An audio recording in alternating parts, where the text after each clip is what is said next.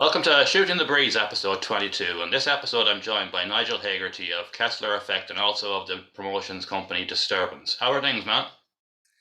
It could be worse. Could be worse. I suppose we're back in the realm of music after a long time out, so it could be a lot worse.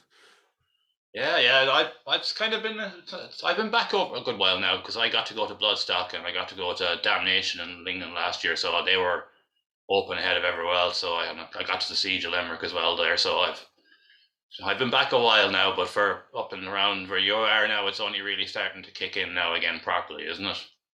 Absolutely, yeah. Especially the last few months. I suppose music in itself, small level gigs started coming back last winter-ish, but it's only really now this summer that we're really starting to see it kind of blossom again, if you like. Mm. A couple of good gigs in around Letterkenny recently, and the Errigal Arts Festival coming up soon is a good program of music in it as well. A lot of local bands with new releases and starting to gig again as well, even in around Derry as well, Yeah. just over the border. Everything seems to be kind of lifting again a bit, and hopefully it stays.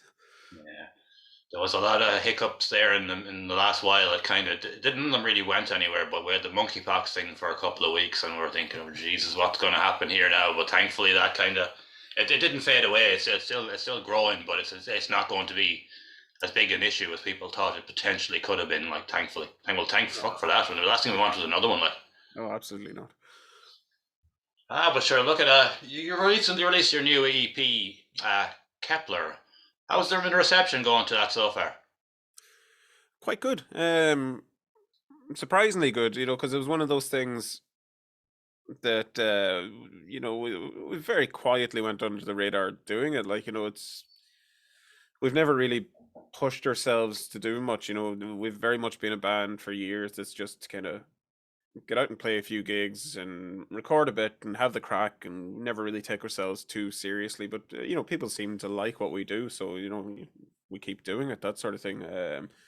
The reception to it, coming up to the release, we said, do people print anything anymore? Do people get physical copies of anything anymore? Because everything's gone streaming services, Spotify and Bandcamp, and even the Irish streaming site now, Minim, has gone very well. But we put out a thing on our social media just says, look, would anyone like a physical copy? We'll get a limited run if we need to. And sure, as of this week, the we only got a small run, 30 or 40, whatever it was, of CDs, and we says, look, we're never going to sell that many CDs now. People don't buy CDs, and sure, they're all sold out now. I think there's like two left, so Jesus. we're in the process of ordering more now because people seem to want it, people seem to like it, and the feedback from anyone that has bought it or listened to it or one thing or another, it's been very, very positive.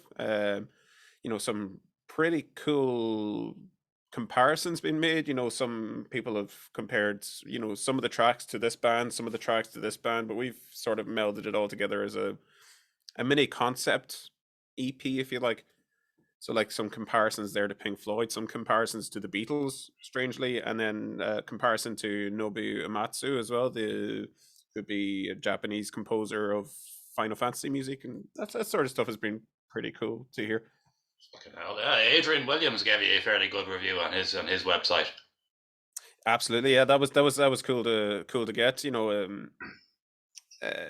was sort of unexpected. It's not one of those things you don't you know send your stuff like there's bands out there that'll send their stuff to 700 million review sites and say, give me reviews, give me this. I don't really care about that. I don't care what someone puts down on a piece of paper, but it was really, really cool to see that link and to get that tag on Facebook from Adrian, this band here, and to read through that. It was really, really nice. It was really cool words. It was, and he was very complimentary of it as well. So, it's lovely to read that sort of stuff. Don't get me wrong. I love reading that. It's nice to see some sort of reward for your work. Because there was a lot of work put into it. So to see something like that come out of it has been pretty cool. Yeah, myself and Adrian were kind of formed a bit of a tag team, as you know, with the whole podcast and everything. It's something Yeah. I wanted to do for a long time, but Adrian, there was stuff going on in Adrian's life, and I I said, never said to him. And then he got the radio station thing going, the segment on Metal Messiah Radio, Yes. and he was getting more comfortable and more comfortable. And then I said, right, now is the time to approach him, say, right, do you want to do this? And he got back to me and he was like, yeah, let's do it. So, happy days. So yeah. we kind of work as a unit now, that if I find something that he doesn't know about, I'll send it on to him, he'll send it on to me, vice versa. So we keep on top of what's going on, which is very handy. No, that's cool. And at the end of the day, I think more people should be doing that, whether that's, even just people in the background in a media capacity, if you like, or whether that's people, bands, or whether that's promoters. I think collaboration is something that can only help grow the game in Ireland, because, for too long we've seen, a band saying, I have to go to England to really make a go of this, or I have to go to America, or I have to go this. I think the Irish scene can kind of grow a bit with a bit more collaboration between people, because for too long we've seen cliques, and we've seen different groups of people say, I won't work with this person, or I won't work with that person. And I think it's all, to keep it a little bit less PC, it's total bullshit, man. Like, because people need to work together, and it's the only way you kind of grow things, if people work together. But to be fair now, the young lads up in Dublin, like Mikey from OD Promotions and Dave from Put the Metal On and a few other things like that, and the Rage Metal Night, the boys up there are kind of seem to be, the young lads are kind of working together. You all see them supporting each other, like staying for their gigs and sharing each other's stuff on their pages. And, the younger ones really have embraced this now, which is a great thing, because they've realised, like, they watch the likes of, say, Dead Label or 10 Ton Slug, and they've realised, wait a minute, we can actually get to that level if we really put an effort in. And so it's very encouraging now for the young ones coming up, I think, because the old guard had their very very militant stronghold on it all, and it was doing no one any favors. Like, that was the reason nobody knew, or outside of a handful of bands from Ireland, until a few years ago. Like, absolutely, yeah. Well, look, those sort of things can only better the scene. As you say, you look at the likes of Dead Label, 10 Ton Slug. These lads, they're an inspiration for younger bands coming through now. There's, I in my studio here, I've had a band in recently recording with me, a young thrash metal band from Letterkenny called Expedition.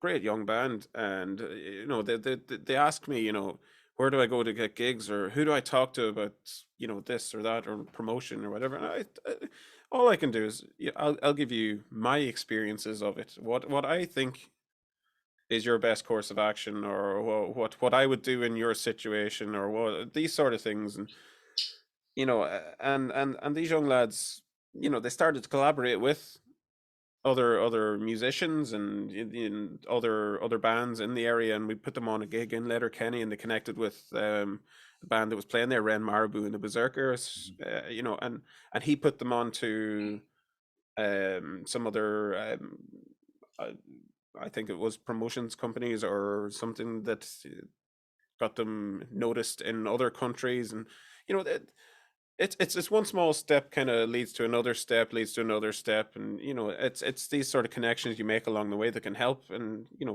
especially with a young band like that, these lads are all 17, 18, 19 years of age, and they're just starting their journey. So there's no point in saying, no, I'm going to hide my secrets from you, or I'm not going to help you, or I'm not going to do anything for you. There's no point in that. But they're getting a pretty good reception, even in the Irish scene now. A lot of the older lads now I've seen, a lot of people have been saying, like, there's fucking potential there, like, they can hear it, like. Oh, absolutely, yeah. They're raw yet. They're very raw, but they've got the riffs. They've got the fucking speedy fucking guitar got down, like, Yeah, they do. Look, they're a great bunch of young lads as well, and they'll listen. And that's 99% of the battle is they'll listen. They don't have any big opinions of themselves, and they don't have these silly ideas of we're the next big thing, or we're this. They're grounded, and they're just enjoying it, and that's for me, that's the biggest thing. But they have they absolutely have the potential to make a big step forward. They have the potential to go on and be that next Dead Label, 10 Ton Slug out of Ireland. As you say, they're very raw at the minute. They are raw. They've they have a bit to go yet. They know it themselves, they're learning yet, but it'll come to them, and I've all the faith in them and doing it. Yeah, I had planned to get them on. I have. It's in my plan to get them to do this podcast, or one of them, or a few of them, or whatever. I just the last while I've been fucking busy, like really busy trying to get things done. But Yeah. I will definitely look into getting them on, and hopefully try and get them a bit further out there. No, absolutely. Sure, even if only a few people. The way I look at this podcast, even if fucking 10 people watch it, 10 more people have discovered a new thing. It's funny. I said something very similar to them when they were recording with me, and they hadn't played gigs. They like they were formed during the whole lockdown phase, and their first gigs were around Letterkenny, Derry, and this sort of thing. The last couple of months, and I'd said to them, it doesn't matter if 200 people are there or two people are there. It only takes one person to have a connection to someone who has a connection to someone who can pass you on to the right person who can hear you. I've played gigs in front of 200 and 300 and 400 people. I've played gigs in front of two people in a bar. That sort of thing. You have to give it. You have to give it your all, no matter where you are, because you don't know who is listening to you. Mm-hmm. Those two people at the bar, you could have one barman behind the bar, and you could have one guy just sitting sipping a pint quietly to himself in a pub on a Saturday night. Mm-hmm. That one guy could be connected to someone that has a major label to their name or something. You don't know who you're playing to, and if you give it your all to those two people in the bar, you know you should be able to give the same performance to those two people as the 200 in a decent venue. That's the way I look at it. Well, that's the way you kind of have to do it, because if you don't put on a tight set and give it your all every single time, you're not going. It's not going to work, is it? No. You have to remain professional, because if a promoter puts on a gig, say in Ballina tomorrow, as a rough example, and he hopes to do something, and next thing 5 people turn up, if the bands come out in all half hours, there's no chance of it ever happening again. No, absolutely not. Because if they give it their all, like the 5 people that were there, that's more than that, but they all said, "Oh, this was great." And if he tries again in a year's time, that word will have spread. It's all. Yeah. No, that's part of the battle, but that's the scene we're in as well. That it's unpredictable. Oh, extremely unpredictable. Like even something as simple as the weather can go against you. Yeah. No, I said I've done plenty of outdoor gigs before where it's you're wrapping bin bags around speakers to make sure that the rain doesn't destroy them. Mm-hmm. But Oh, you're hoping and praying not only that your equipment doesn't get destroyed, but that someone turns up to enjoy the show and makes it worthwhile wrapping a bin bag around. Yeah, I've heard a story once from, I can't remember who told me now. Even if I did remember, I wouldn't say who it was. But they were playing a gig once, and it was like a back area of a pub, and there was heavy rain all of a sudden, and the fucking ceiling collapsed in on top of everything. Like, just one of those freak fucking things. Like, just It's a big Spinal Tap moment. Just I don't think anything was too badly damaged. Thankfully, it just kind of whatever way the ceiling just fell in, it kind of seemed to fall away from the equipment. It fell in front of the stage, and just a matter of just scrambling around, grabbing everything quickly. Get the fuck out of here! Yeah. I suppose these things happen in music. Everyone has their own crisis story. But you recently you were 10 years a band recently, like. Yeah, roughly. Yeah, we were playing around the country for years. We played under a different name originally, and it was actually the end of 2013 that the name Kessler Effect came around. But we've been playing around the country as about 10 years now. That I remember. Still maintain contacts with some of the lads we played with back then. Like that some of the bands that some of them don't exist anymore, but that you're talking about some of the tours you done of Waterford and Kilkenny and Dublin and Belfast and Derry and wherever you're at, and the days where you were young and stupid and you could get away with anything, and 4 or 5 lads packing into a transit van and someone sitting in the back in a spare wheel and throwing a blanket over you if the guards came along. These sort of things, those were regular occurrences. Things you wouldn't dream of doing now when you're a bit more older and sensible, if you like. But it's weird, kind of looking at 10 years of music, but it was 2018 before we really released anything. because you were going around for years just playing gigs and having the crack and just enjoying a bit of crack with your mates, and then they were like, why don't you just record something? And the drummer we had for years and the bassist we had for years kind of took a step back from it around 2016, I think it was, and I says, look, why don't we just go back and record this shit and see what happens? Like, just throw it out there and whatever. Like, so we picked like 4 or 5 songs and started recording them and threw together as it turned out to be a 3-track EP, I think, in 2018. And put it out there, and people were like, "Oh, this is good." Like, and we gathered up. The drummer he's now living in London, and the bassist doesn't play anymore. So we got the guitarist Paul, his brother Ben, had just moved back from Canada, and is the drummer, and he joined us in drums. And then Michael Casserly, who subsequently joined Ren Marabou as well as our bass player, and they joined us in 2018, learned up the songs, and we I think it was inside a handful of weeks basically that they learned the set. And we got up on stage around Halloween of 2018, I think it was, and I think over 100 people, 120 people turned up for this show, and we're like, oh, evidently people want to hear this stuff. Like, so we says, let's set into playing a few more gigs. And 2018, 2019 came then, and we were playing around.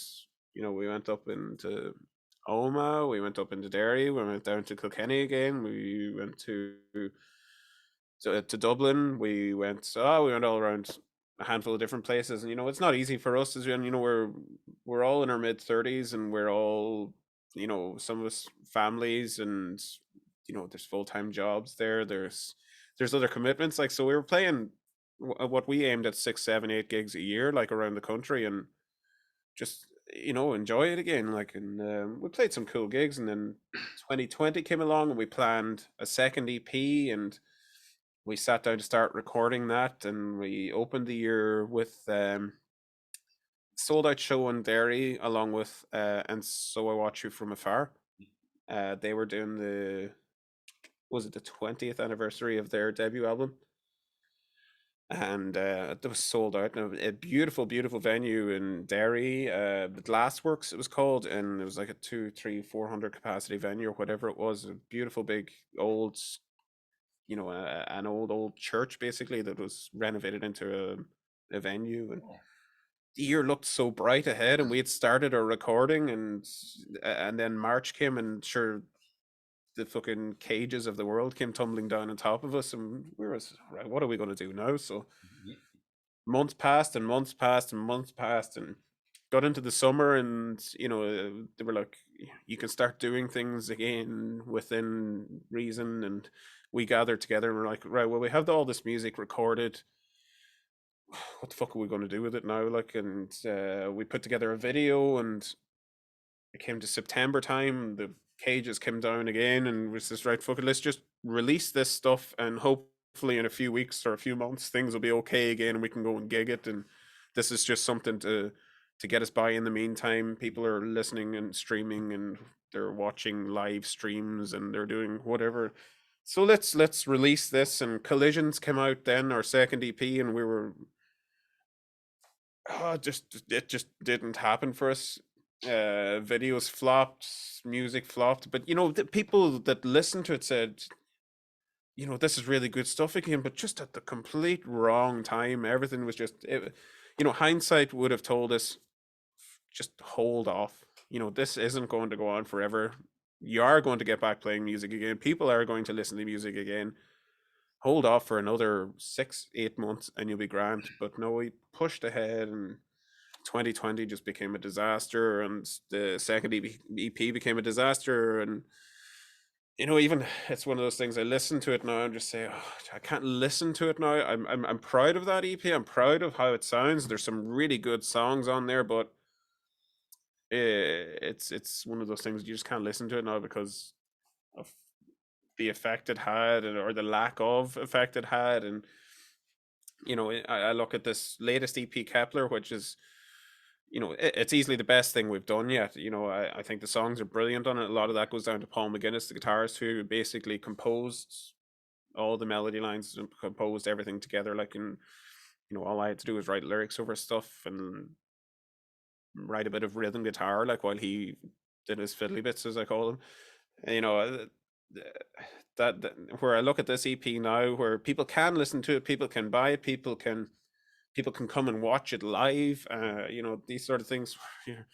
Like, why didn't I wait for this with the second one, or why didn't we combine the two of them and just make a little album out of it? But you look, hindsight's a wonderful thing. You can always look back, but I suppose it's about looking forward and that To be sort of honest with you, stuff. man, I think the fact that you released that EP and you've gone this EP now is actually beneficial, to be honest. Because the last EP was it was proggy, but it had kind of like traditional Irish influences and stuff. It was very different from what I imagined you were going to release.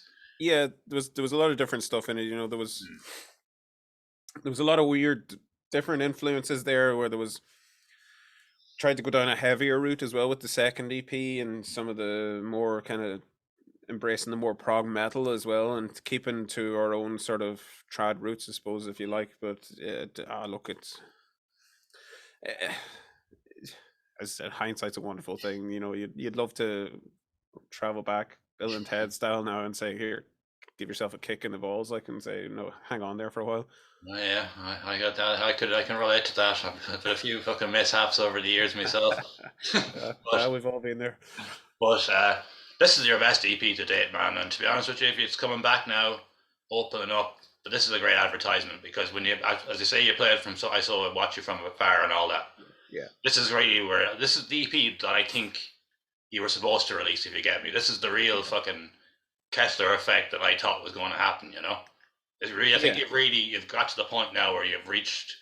Well, I'm not saying you're over or anything, and you're not going to stop or anything. But if you go down this line, pinnacle has been reached now. It's all downhill from here. I see. no, you've got the sound right. The whole space vibe, and Adrian did bring up the Beatles kind of. Yeah. Third track, but it's there. It's very fucking subtle, but it is Beatles space rocky type thing, and it's a good kind of. It's the middle track, so it kind of. The second track is kind of very kind of slow burning and intense, and kind of like a bit fucking depressing and as such. Not really, but kind of, that kind of. Yeah, no, I get what you're saying. And then it kind of goes up a bit, and then it goes pure instrumental, and it just like fades out into like the fucking out into space. And I thought it was class, man. To be honest. Yeah, no, I appreciate that. Look, it's one of those things we know we found our sound now. We know what we want to be doing going forward. We know what works for us. I think everyone in the band is pulling in the same direction now. Where it's really the first record that we've done together between the four of us there that has been written by the four of us. Whereas before it was, song, like in the first EP was, songs that were there for years and was just kind of threw them down. Or the second EP was a continuation of that, but one or two new bits added to it. Whereas this one was just totally fresh. Like the second song you said there, the slightly depressing one, it was called the tightening. The tightening. That one is that was written, on a whim, sort of like that was a riff in March. Where it just within a month it became a song, and it was very late on that there was even lyrics added to it, because originally it was an instrumental, and they were like, actually let's throw some lyrics down on this. So it's worked out, man. Because it worked out all right. It's probably arguably the best track on the EP, anyway. I think personally. Yeah, no, I really like it, and it's it's a slightly personal one in a way as well. It's a bit of a tribute to a friend of ours that passed away a couple of months ago as well, because the tightening was something that he long talked about as something that was coming to come and get you in your sleep. Like, so it was sort of it's a little homage to Angus Friel Shemandelli, that was an electronic artist from Donegal. He was a good friend of ours, and it was a sort of a let's pay a bit of a homage to him while we're at it here. So that's great. Nice way to do it as well too. Oh, absolutely. Yeah, no, look, it's he was a good friend of ours, and any sort of little tribute you can pay to a good friend and a good man is it's all good for me. Oh, absolutely. And on a different note, now you also have a promotions company up in Donegal, Disturbance in Letterkenny, yeah? Yeah, yeah. Well, it's myself and Aaron McGee that runs White Crow Media up here. We're sort of the brains behind it, and the beauty behind it. Then is our man Clint, Steve McLean, who is sort of the face of Disturbance, if you like. The three of us have been it's been going since Jesus, what is it, 2016, I think.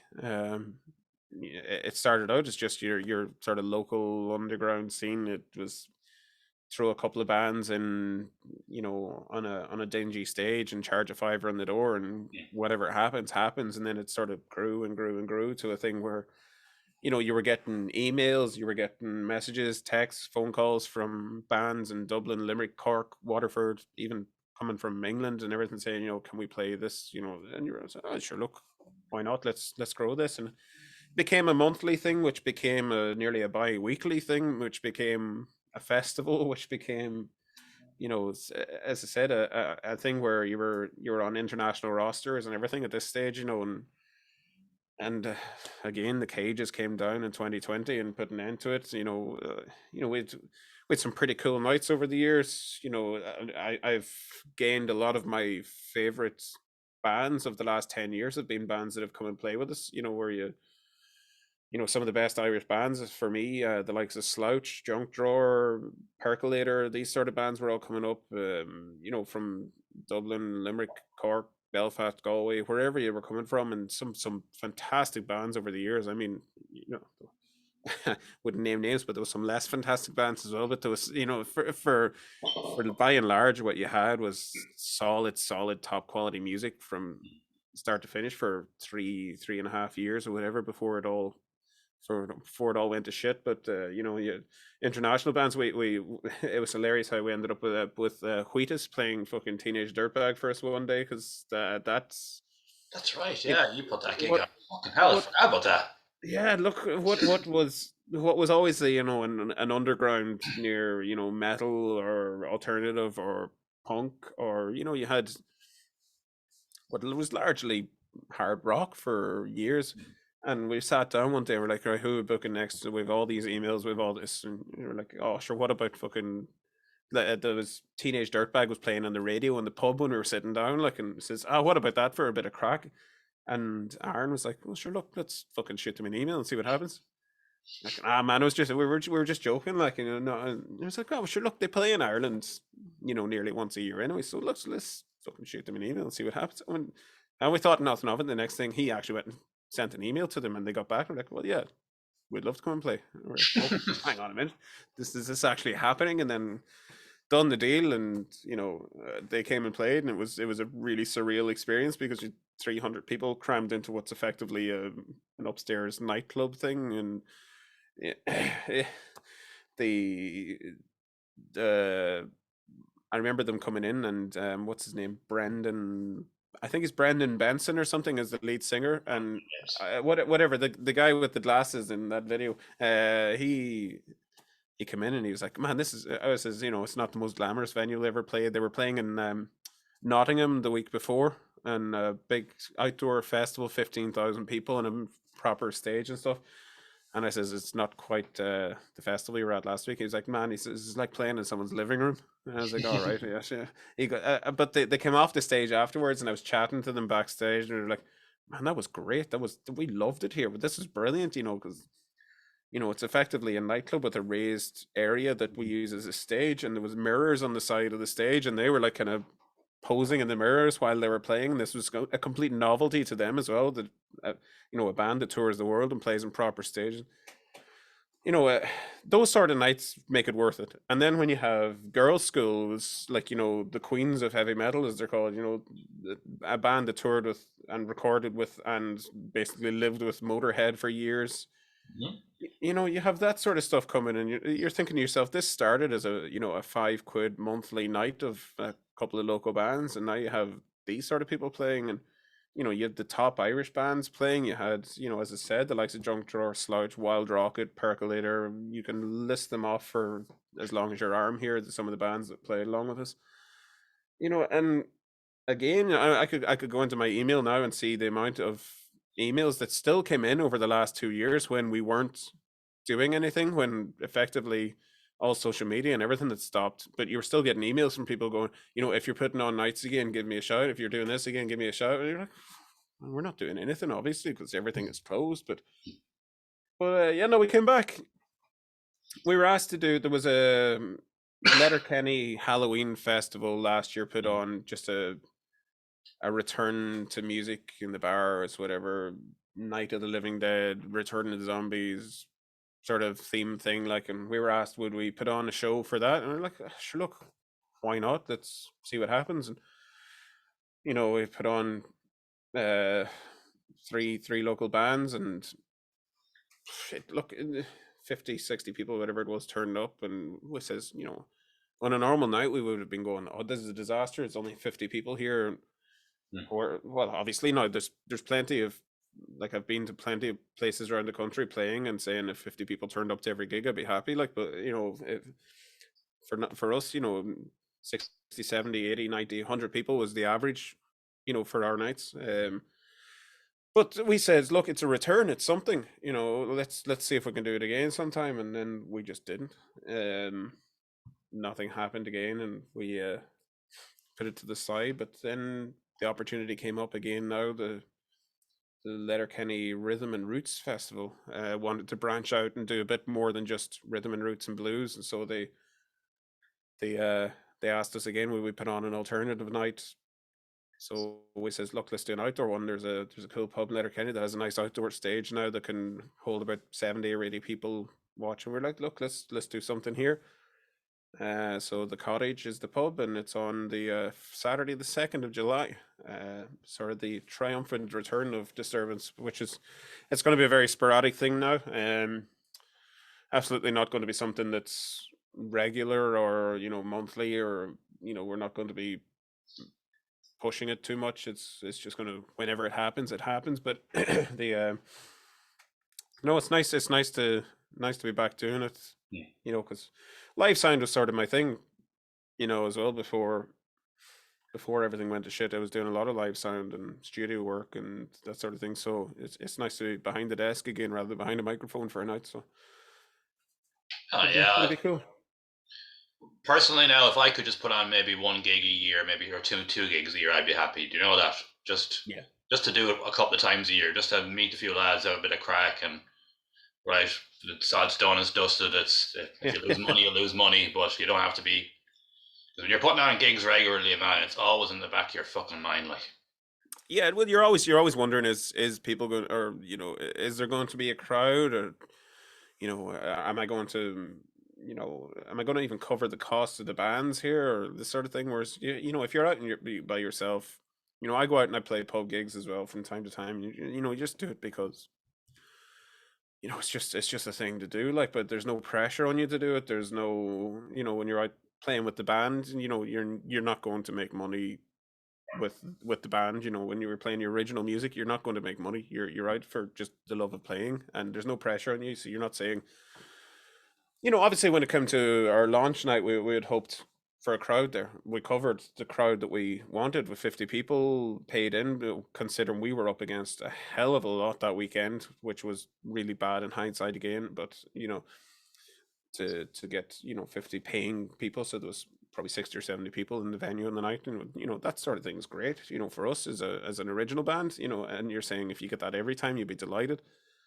And we're back. We're playing in Letterkenny again on the 31st of July, which is sort of an exclusive for you because we haven't announced it anywhere. All right, I thought I didn't see anything about that. All right, yeah. Yeah, no, we're playing again at the end of July in Letterkenny, so that'll be nice. That's the first hometown gig again for a few years. So that's going to be one of those things where it's we don't care about getting big crowds or getting a load of money or whatever. We're going to do it open door, come on in, have a bit of crack with us and listen to some tunes. Oh, it's not, there'll be no door charge, no? No, it's gonna look, you throw a bucket in the door or something, say if you want to throw a couple of coins in there. Pay what you want, pay what you want, yeah. Throw whatever your change from your pint is, throw it in there, that sort of thing. That's honestly, man, I think when you're putting on a gig now, I think that's probably the way forward. Because look, people can't afford to do anything. People can't afford to be paying 10, 15 quid in the door now. Like, Well, it depends. No, obviously, it depends on the scenario. It depends what you're doing, but by and large, people can't afford to be forking out 60 or 70 quid for a night out now. Yeah. Because once they pay their door charge, once they pay for a couple of pints, and once they pay for the taxi home, you're out easy 60 or 70 quid now, and that's a lot of money for the way the cost of living's gone now. So for us, it's a case of just get a few heads in the door, pay what you want, we'll play some music. You either love us or hate us or whatever. We're here to entertain you or torture you, but we're here, like just come and have the crack with us. No, that sounds like a really good idea, to be honest with you, man. Because that way, then you can get the word out around easier. Like you don't have to be worried about money. Like if you can just try and spare every euro and you have enough money for 2 pints, you can still come and watch us. Like, Yeah, exactly. Well, that's the idea. It's if you don't want to pay in, we're not going to kick you out, like that sort of thing. So come in and have the crack. well, and actually, this is something as well that might be potentially a bit of an exclusive as well. I've been in contact with a venue about an idea of maybe a free free pay as you want on the door event as well in Dublin. Like Nice. Yeah.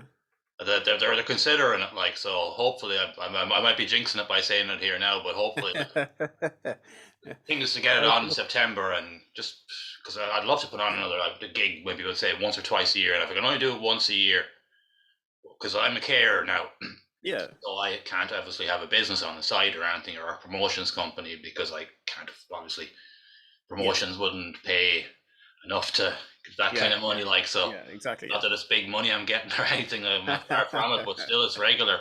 Yeah. So if Yeah. you get it on a free in or a pay in the door basis, that there's no taxes or messing or anything involved in it, and Yeah. Of just course. Yeah. well, we'll see. Hopefully, we will see. Fingers crossed. Yeah. Exactly.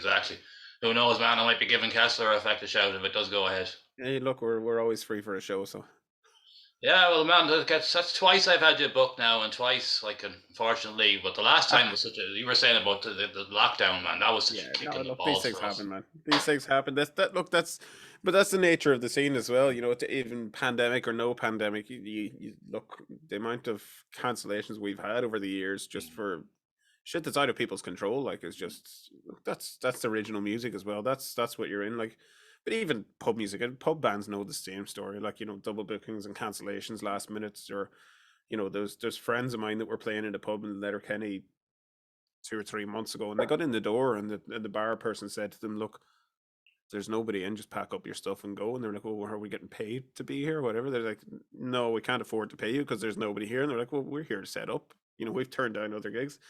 Look, that's music. That's unfortunately the business that we're in. So it is what it is. Hmm hmm I know, but it was just to just like we had the gang together and just to get that close, like we and then that's just because we couldn't keep going and because I contacted everyone and Yeah. like we're all in their 40s, man. Ah, Again, look, there's this is a it. couple of younger ones, but the majority of us are in our 40s now, and 3 years when you're in your 20s is nothing, but when you're 40s, it's fucking life changing. Like it really Yeah. is. Like kids and all sorts of shit and moving away No, and absolutely. Yeah. mortgages and oh man, but what can you do? Like, but Ah, no, this is it. Yeah. I know, but it's you've got off to. I think the EP has got a good reception and people are paying attention to it. So hopefully now this one you get a bit of more momentum on it and kick on a bit with it because it deserves it. Like. Yeah, look, absolutely. Well, that's the aim of it. Obviously, you put music out there so people can listen to it. At the end of the day, it'd be a bit miserable if nobody was listening to it, and there'd be no point to it. Obviously, now you do it for the love of it, and you do it because why not? The music is there. You might as well record it. But so far the reception's been pretty good. Nobody has said to us, "I don't like this one," or "the other one was better," or it's not your strongest. Nobody has said that to us. The majority of people have said this is your best yet. And that's sort of the compliment you go with, or that's the you can only take people at face value, I suppose, that sort of thing. As far as I'm concerned, it's our best yet as well. It's the one that I can sit down to and listen to and say, yeah, I'm really happy with that. Whereas I can listen to the other stuff and say, probably could have done this with it or could have done that with it.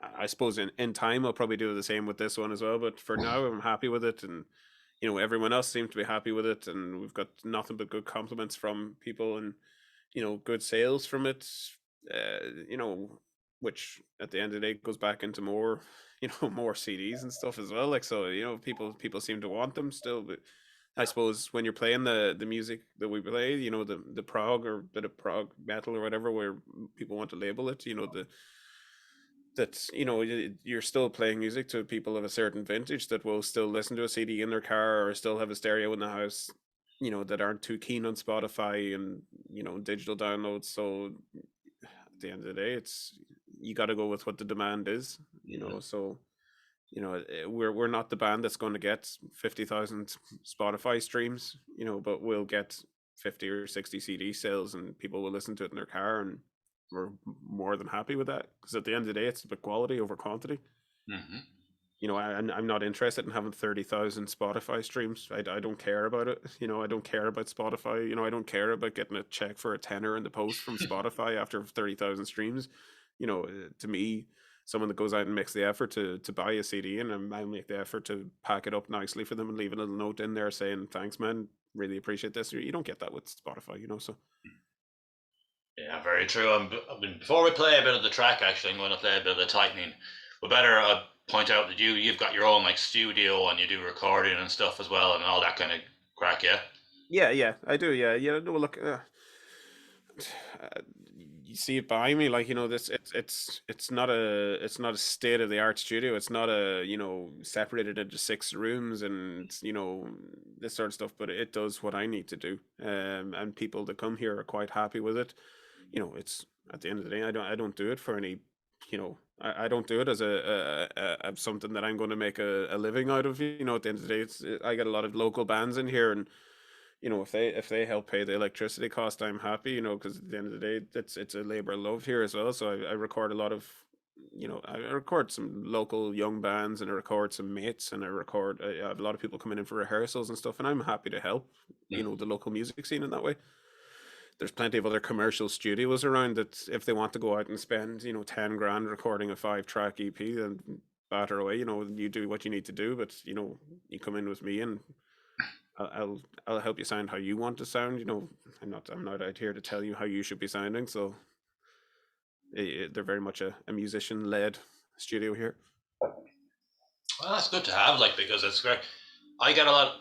Maybe there's young people that follow this channel now, so it's maybe good that to let them know that you don't have to, if you don't have to have a big budget, like they Yeah, could travel up to Donegal and they could do it with you, like you could work it out between yourselves. But if they wanted to get something released without having a huge budget, it's very important to let people like know that people like you exist, because there's a lot of smaller studios out there and people don't know they're there. Like, yeah, absolutely. Look, the studios all around Ireland. You don't have to go out there and pay a premium. You don't have to go out there and spend 300-400 euro an hour. No, look, to put it this way, if someone wants to record an album that they want to hit in the charts, go to that commercial studio, because that commercial studio will get you where you need to be. But if you just want to record a demo, if you want to record, a 3, 4, 5 track EP, the small studios around Ireland could do with it. Like, at the end of the day, they need their electricity costs covered. They would like to put bread on the table. We're here for that reason. We're here to help the young musician. I'm not going to come out here and tell you I'm going to record you an album that is going to reach number one. No, I'm not here for that. I'll here to, when I recorded that band that I was talking about, Expedition. I recorded their 5-track EP here, and I said, look, you sound like fucking early Metallica, early Megadeth. That's clear where the influence is. So I'm going to help you sound like Kill 'Em All. hmm. And that's what I went with, and people say Kill 'Em All is not the most polished Metallica album, but I'm like, yeah, but that's what got me into Metallica, was that raw sound, and I think that's what's going to get people into this band as well, is raw sound. So I talked with them about it, and they're like, yeah, that's what we want to sound like, and I was like, well, let's fucking go with that then. Like, so I'm not, as I said, I'm not out there to make your polished Rick Rubin record, or Bob Rock can do what he wants with Metallica. He can make you sound like a trash can if you want, but I'm out here to make you sound like you're a fucking young raw band. Like, so that's what Well, we'll that's do. interesting. I didn't realize you set out to record deliberately like that sound. I didn't realize that was the actual overall plan. That's a good. That's fucking cool. Like, Yeah, well, look, I suppose you have to reference to something now, because I have this ideal, I have this real, feeling that there is nothing truly original in music anymore. People can say, everyone has something that sounds like them, but also sounds like something else. For every, like, even that EP that we've done there, Kepler, whereas Adrian, it was so kind to compare us to Pink Floyd and the Beatles. There's a comparison to something and everything, because we're doing, we're not out there playing fucking four chord songs. Like, we're out there playing this something that's, highly technical, and that is, well thought out. There's, twin guitar arpeggios in the middle of this. This, your four chord song in the chart's not going to do that. But and that's not to bum us up or anything, but like, we're trying to do something different that is not the norm, or that's not your average metal song. It's not your average prog song. It's not your average, pop song or alternative song. We're out there trying to do something that we like, that sounds cool to us. But at the end of the day, something similar along some vein has been done somewhere in the past, because music has been around for yay amounts of millennia at this stage. And modern music has existed in its current form since probably the 1920s or 1930s, give or take little changes of genre. So you're going to be compared to something at some stage. So I figure, why not just roll with that? Why not just say, look, this young thrash metal band take their influence from Metallica, Megadeth, Testament, whatever you want to put them. So why not help them to sound like what they're influenced by, without being a complete ripoff? Because at the end of the day, someone's going to listen to them and say, God, that sounds a little bit like fucking, an early Metallica song, or and that's what people got from, well, I think anyway, some friends of mine that I'd played the A lot of expedition people stuff just to. saw that, man. I said to them, what do you think of this? And they're like, God, it's like a fucking lost song from, Kill 'Em All, or Souls of Black or something. These sort of things, like, and I'm saying, well, that's kind of what I went for with it. I didn't want them to sound like a fucking ripoff, but I wanted them to sound like that's where they came from, was 1983 Bay Area, like, So, and they were happy with that, and I was happy with that, because that's where my real metal influences came from. So, let's, I'm very much, what you want to sound like, what I think you sound like. Let's mix that together, and let's produce something out of that, rather than some polished fucking upmarket heap of shit, like, because at the end of the day, that's not metal. And it's worked out well. Like, they're getting a fairly good response. Like, anyone who's hearing them is kind of saying, like, there's good things here. Like, I put up a post about them in one of the Irish metal group. Yeah, That's a while back now, but I got a lot of people that are coming on, say, making comments and stuff, and saying, like, oh, this is all right. Like, these lads yeah, are fucking all right. Like, yeah. And they're playing a lot now. They're playing mostly local at the minute, but it's all experience as well. Oh They god, played yeah, the metal totally to the getting masses, old. and they played the metal to the masses in Fibbers, Yeah, and I think they got a fairly good reception down there as well now. But for them, it's all about experience at this stage, and getting, you know, learning the ropes. And I think that's for all young bands. The same thing is, you just get out there and play and play and play and play, because it's the only way you're going to learn. exactly. And they should have let them. I don't know all about the rage metal night and stuff like that. Maybe they could apply with that, but it could. Are they in school or college or anything? Yeah, they're all in college. I think one of them's still in school, but Oh, it's yeah. So, well, it's maybe over the it's it's summer. difficult. It's difficult for them, especially when they are so young and they're still learning. They've no experience in this. They've no experience in promoting themselves, and no, they're doing well with Instagram and that sort. I think Instagram's their main one, where they kind of push themselves, because I suppose that's where the kids are at now. Like, but Exactly, and that's. but I fucking don't get Instagram, but apparently it's a big thing. yeah, well, like, that's they push themselves quite well on there. I told them to push themselves a bit more on the TikTok. likes of Facebook and that, because there's an older crowd on Facebook, and the older metal scene is still on Facebook. Like, so I told them, push yourselves there. And they are getting a good feedback from it. So hopefully it goes well for them. Exactly. Sure, we'll knock on some of your song now anyway. The Tightening. That was a tribute to your friends. That was pretty I didn't know that. It's pretty cool, like, but it's a Yeah, yeah. brilliant Well, song. kind of, as I said, it goes under the gun. It's not something to kind of heavily promote it. Because you feel like you're pandering or something at that stage. But it's sort of a like quiet, personal. Yeah, it's fine, man. It's It's a fucking nice thing, man. You don't have to Ah, worry. yeah, Who cares if anyone thinks it's promoting or not? Fuck them. yeah. It's a nice thing. Yeah. There should be more nice things in the world. Oh, look, yeah.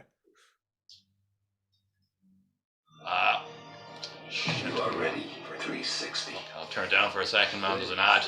Not one of the ones you can skip either, so I don't want to get. Yeah. Yes, I don't know if you got the copyright thing or whatever. I think the copyright thing is live when you're recording. I don't think it matters, but you just. Yeah, you're better to cover all bases.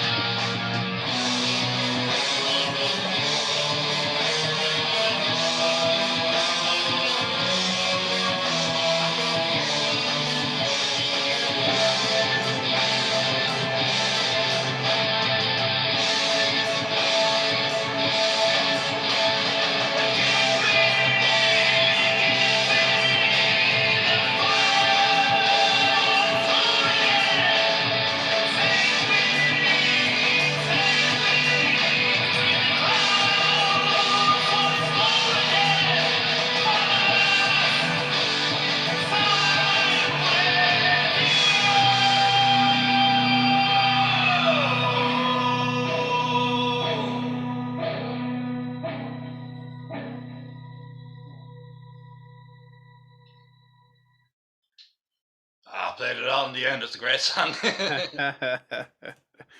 It's not bad now. You've really stepped up with the vocals as well now in this release too. Yeah, I suppose it's one of those things where I suppose as you grow in confidence as well, the vocal comes out a bit more. For the first couple of releases, especially the first release, it was something that we hadn't done in a couple of years, and it was just let's throw it together and see what happens. Second release was, we're in the midst of a pandemic. What the fuck are we doing?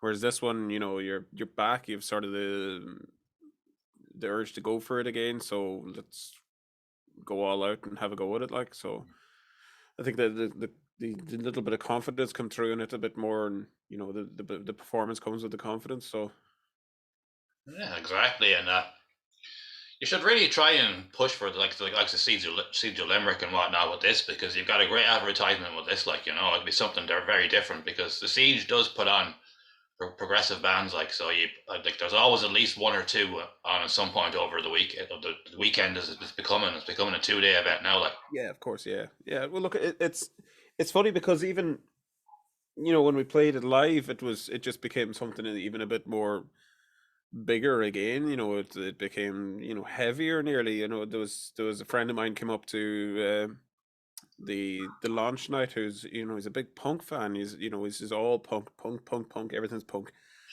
And he came out of that gig and he was like, man, that was fucking unreal. I was like, that is just pure punk prog. And I was like, is that a thing? And he goes, yeah, that was punk prog. That was just pure balls out, rock and roll there. He says, I never thought you could get that, that big sound, that heavy sound out of it. And I was like, yeah, well, we kind of decided, let's fucking go all out when we're playing live and turn up that gain a little bit more, and stick a little bit more distortion on that there, and scream the vocals a bit more. Then why not go for it when you're playing live? Because that's where your audience is in front of you, and that's where you need to put all your fucking effort into your performance. So let's do it, like.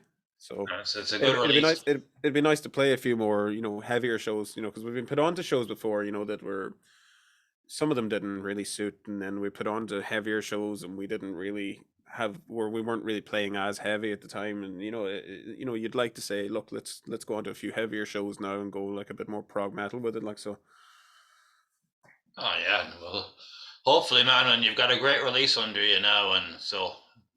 All I can say is best of luck with it, because you've got I know Michael. I met him with Ran Marabou when we played the gig, and he's a great musician. So I can't speak for anyone else in the band, but on the basis of what you've released here, it's obviously all fucking good. Well, look, there's a video release to come for that one yet as well. That's kind of, we're in the process of putting together. We're in the process of putting together 2 videos as well. You kind of hope that the videos will promote yourself a little bit more and get you out to a new audience as well, because there's only so much music will do for you. A video is much easier to push to people, and hopefully with the video releases, and there's a live album to come as well from the launch night. So the next couple of months is going to be definitely interesting for us, and we're hoping to play another 4 or 5 gigs this year, and then hopefully going into next year, where you have a couple of videos behind you, you have a live album behind you, and a couple of gigs, so that next year, as long as shit doesn't close again, that next year will be a big year, hopefully, for us. So, great stuff. And sure, we'll leave it at that, man. And thanks very much for coming up. Yeah, cheers for having us, man. No bother. Thanks very much, man. Good luck. Okay.